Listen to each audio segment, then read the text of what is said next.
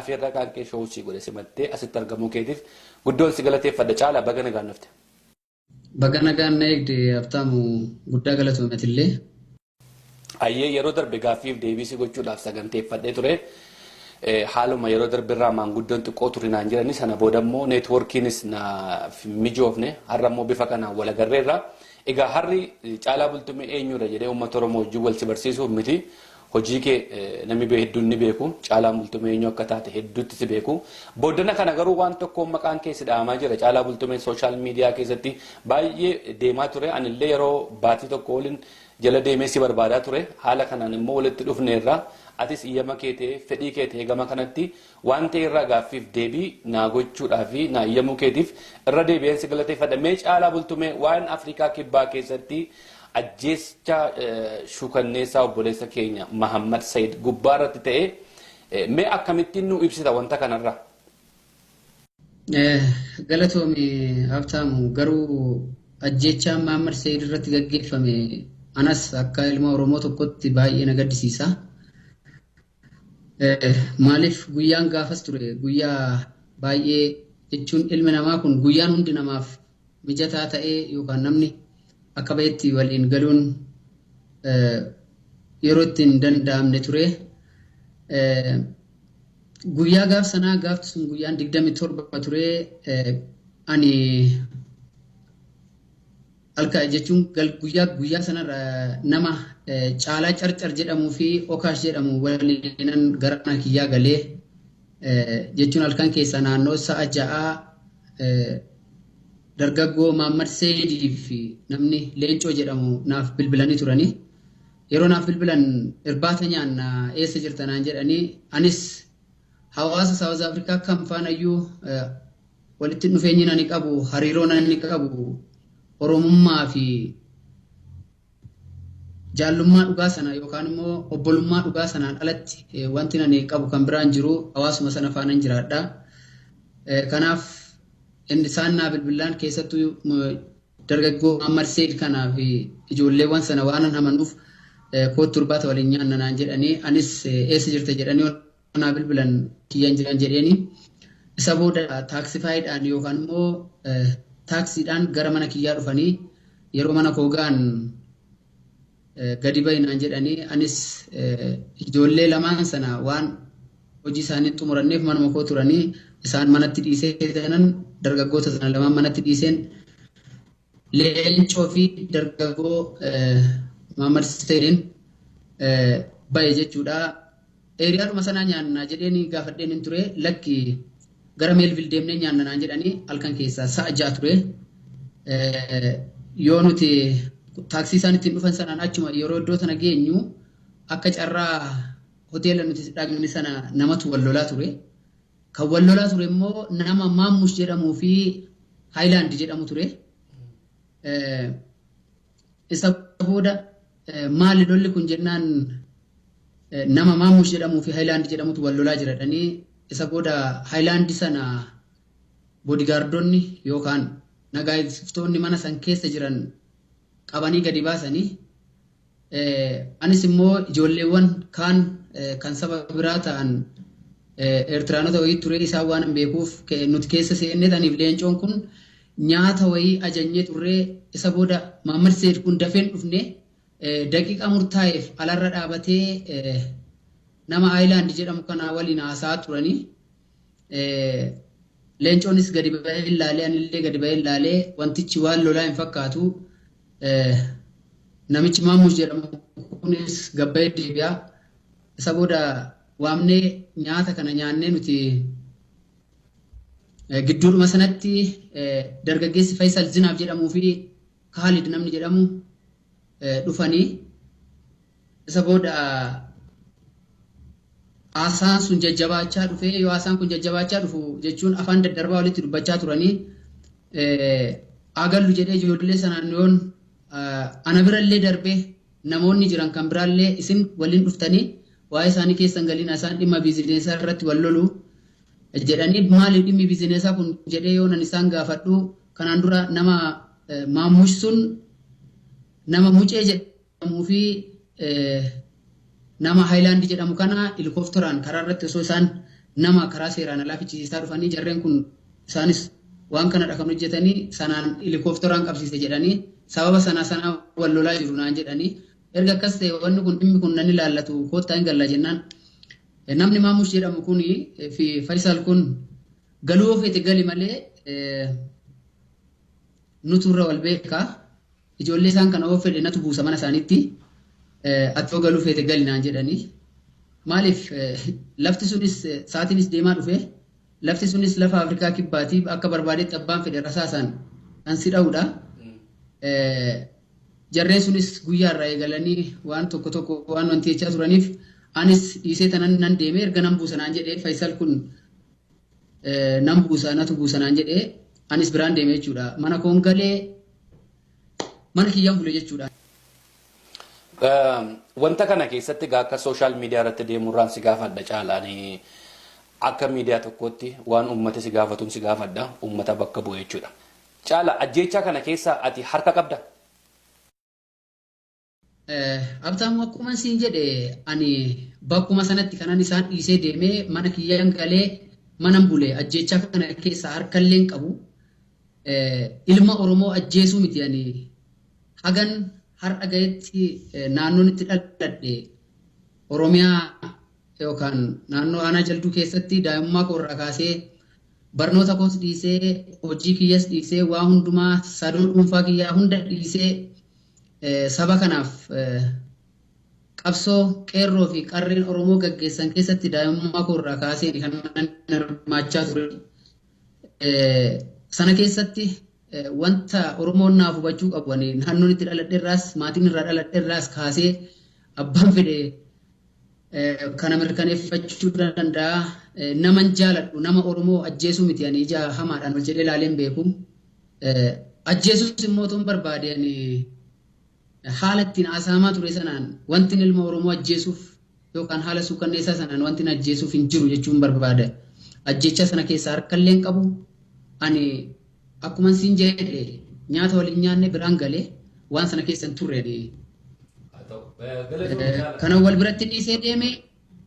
wal biratti dhiisee deeme dargaggoo Leencoo Kaalidii fi Faisal Zinaab Maamush kanaafi nuturra wal beekaa waan han jedhaniif sana turuun feene jarreen kana wal biratti dhiisee deeme. Isaan immoo eriyaa tokkotti naannoo Meefer jedhamutti waliin galaniif Kaalidii fi Faisal kun jechuudha. Achitti dhiisee deeme ani wanti irraa quba qabu hin jiru. Ajjeechaa kana immoo ilma Oromoo wanti ani ajjeesuuf hin jiru jechuu barbaadeen. Ajjeechaa kana keessa harka hin qabu olola maqaa balleessiti wanti kun. Mee ajjeechaa kana keessa yoo harka hin qabdu ta'e akka amma dubbattu kanatti maaliif gadi baatee sooshaal miidiyaa karaa maanguddoolee karaa bifa adda addaatiin himachuu hin dandeenye? Maaliif wanta akka kana keessa hin jirre ibsachuu hin dandeenye?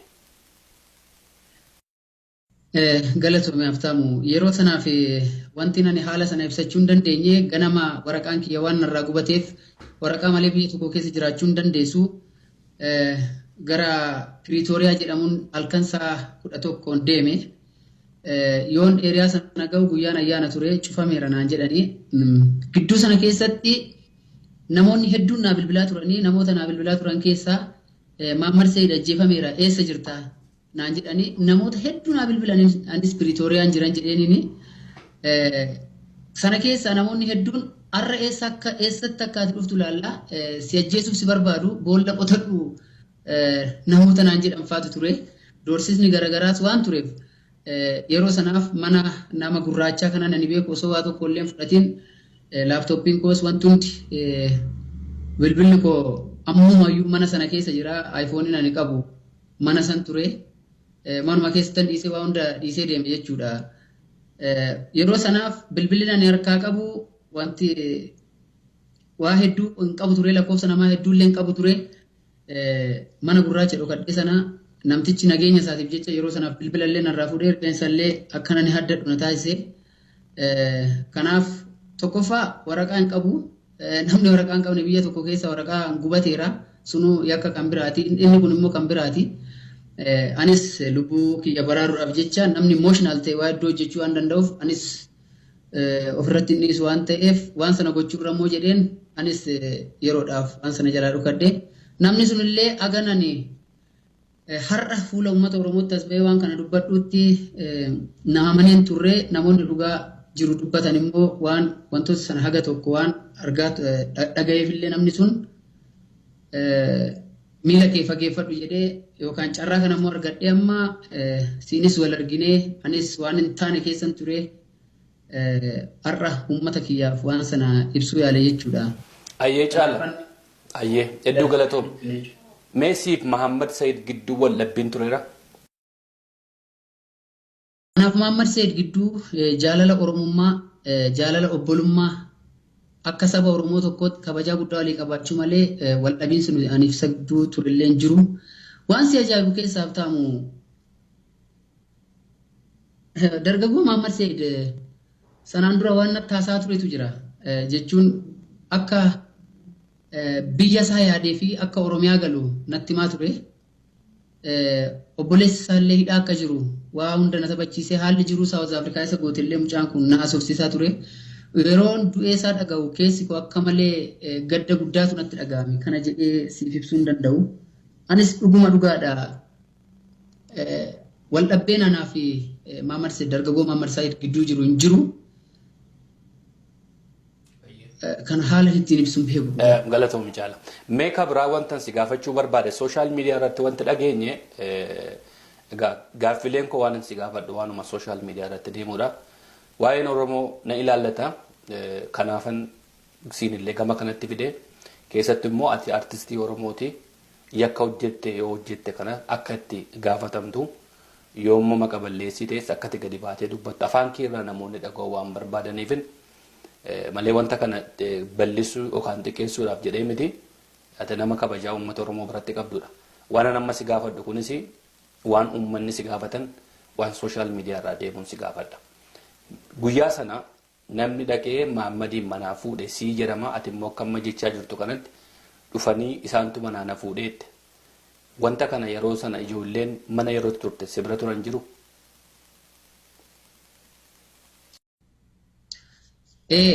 Sana ragaa qabatama argachuudhaaf gibbinan keessa jiraadhu kaameraa qaba.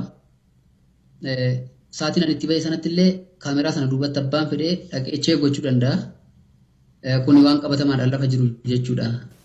Ayyee galatoomii. Barreeffamni madheen gadda kana maqaa keetiin gallakkifame situ gallakkise Facebook irratti. Eeyyeen. Namoonni waan hedduu achirraa argachuu danda'u jechuudha. Okay. Kabiraan immoo ergii wanti kun ta'ee haga barreeffama sana gallakkisuu taate waan biraa poostii gootee beektaa Facebook irratti. Facebook irratti poostii godhee beeku. Hayyee. Akka nama tokkootti akka artistii tokkootti wanti ati gama keetti badiidha jettee fudhattee Oromoo dhiifama gaafattu maaltu jira caala? Jechuun dhiifamni Oromoodhaan wanti nani dhiifama jedhu yoo jiraate waqtii sanatti haala ho'aa sanatti waan sana ibsuu dadhabuu kiyyatti dhiifaman Oromoon dhiifama gaafadha. Garuu haala ajjechaa kanaan immoo wal qabatee waan ani hin goone irratti waan ani hin dalagne irratti lubbuun hin baasne irratti Oromoodhaan gumaa na bitaa yookaan immoo gumaan kafala jedhee dubbachuun dabdeedha kun mataa isaatiin. Waan ani hin goonetti anis saba koo waamu dhugaan harka Rabbii jirti dhugaan harka Waaqaati kan jirtu dhugaan ilmoo Waaqaati jedha Oromoonis. Kanaaf yoon illee du'e Oromoodha gumaa kiyya nyaatu yoon ajjeeses kan kafalu gumaa Oromoodha. Yoo sabni biraallee anaan waa tokko godhee gumaa sana kan baafatullee Oromoodha jechuun barbaada. Anis immoo saba kanaaf kabajaa guddaa jaalala guddaan qabu gama kanaan ibsuun barbaada. Olola maqaa balleessina irratti deeme kana namoota hedduu turan sana keessaa addatti kan kiyya waan galgala waliin turee nyaata waliin nyaadhee galeef qofa waan addatti ba'ee sun afarfameef ani hin beeku. Gama biraatiin immoo namoota emotional ta'anii waa osoo hin hubatiin viidiyoo garaagaraa hojjetanii arraban taanee fi safuu fi seeda Oromoo eeguu dadhabanii namoota waan garaagaraa jechaa turaniif dhiifama godhee fi asumaan gama kanaan jechuudha. Gara fuulduraatti waan hin hubatamnee fi waan hin beekamne tokko irratti osoo hin hubanne waan saba walitti naqu waan saba diigu osoo hojjechuu baatanii baay'ee gaariidha. Gama karaa biraatiin immoo dargaggoo Mahammad Said ajjeefamuu anillee gaddanatti dhaga'ame ibsuun barbaadaa baay'ee nama jaalladhuuf nama gajuudha. Gama biraatiin kan iddoo akkasii jira Eertiraa jira maal jira warra jedhanii maqaa namoota garaagaraa Noorweey jira jedhanii maqaa namoota garaagaraa maxxansaniifis immoo dhaamsa tokkoon dhaamuu barbaada.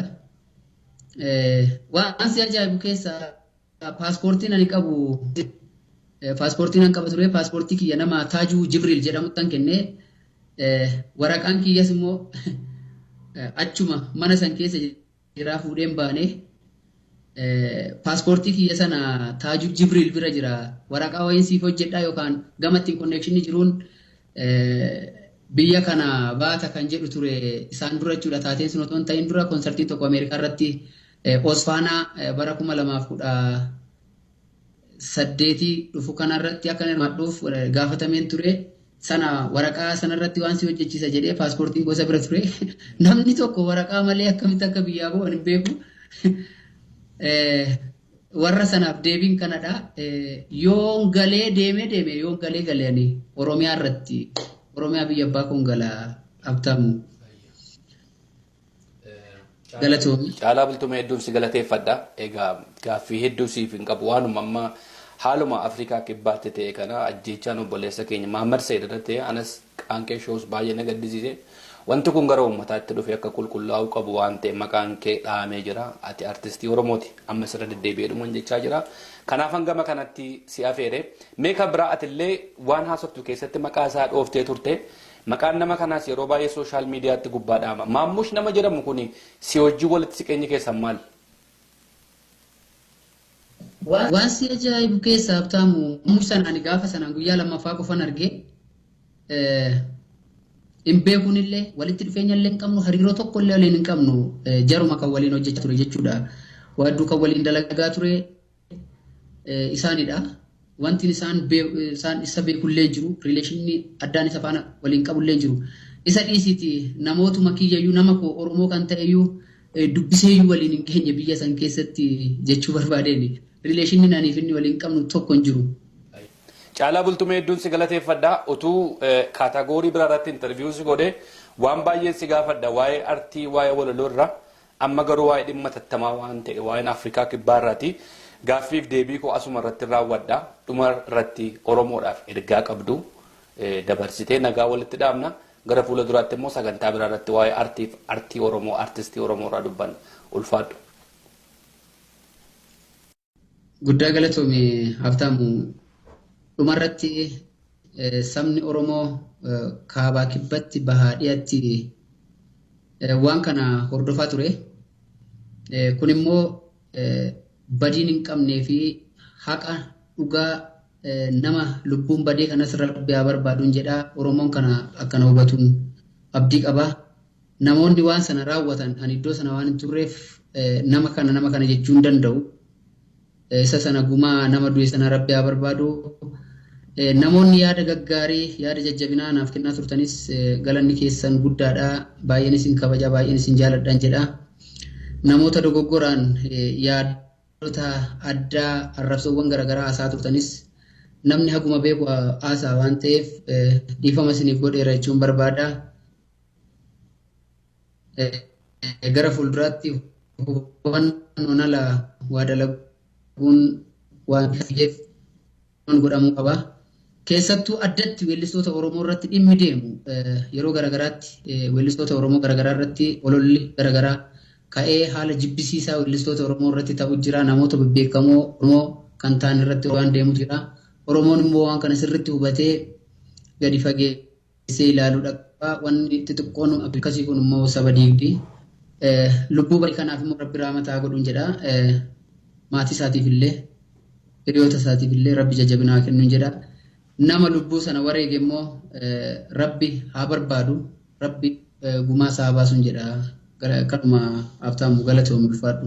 Hayyee daawwattootaaf dhaggeeffattoota Qaanqee Show gaaffiif deebii artist Caalaa Bultumee wajjin guyyaa irraa toora Skype'dhaan goone asuma irratti raawwanna dhimmi irratti haasofnes waa'ee Afrikaa kibbaa laalseeti. Akka miidiyaa tokkotti waan Oromoo gidduutti deemu waa'ee Oromoof Oromiyaa gama keessanitti fiduuf Qaanqeen Show toora kanaan Caalaa wajjin har'a turtii goone irraa Caalaa Bultum ates guddaan si galateeffadhaa yeroo gaarii qabaadhu nagaan jiraadhu.